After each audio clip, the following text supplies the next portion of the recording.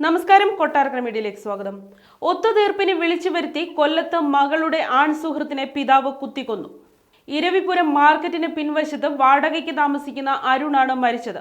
ഇന്നലെ വൈകുന്നേരമാണ് സംഭവശേഷം ഇരവിപുരം വടക്കും ഭാഗം നാൻസി വില്ലയിൽ പ്രസാദ് പോലീസിൽ കീഴടങ്ങി. കുരിപ്പുഴ ഇരട്ടക്കട ജംഗ്ഷന് സമീപത്തെ പ്രസാദിന്റെ ബന്ധുവീട്ടിൽ വിളിച്ചു വരുത്തിയാണ് അരുണിനെ പ്രതി കുത്തിയത്.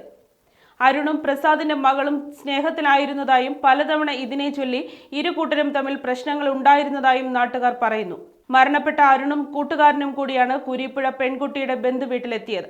പ്രതി പ്രസാദ് തന്നെയാണ് കാര്യങ്ങൾ സംസാരിച്ച് തീർക്കാമെന്ന് പറഞ്ഞ് വിളിച്ചു വരുത്തിയത്. വീടിനുള്ളിലേക്ക് പ്രവേശിക്കുന്നതിന് മുമ്പ് തന്നെ പ്രസാദ് കയ്യിൽ കരുതിയിരുന്ന കടാര കൊണ്ട് അരുണിനെ കുത്തുകയായിരുന്നു. കുത്തുകൊണ്ട് നിലത്ത് വീണ അരുണിനെ നാട്ടുകാർ ജില്ലാ ആശുപത്രിയിൽ എത്തിച്ചെങ്കിലും മരണപ്പെട്ടു. പ്രതി പ്രസാദ് ശക്തികുളങ്ങര പോലീസിൽ കീഴടങ്ങി. ഇയാളെ പോലീസ് ചോദ്യം ചെയ്തു വരികയാണ്.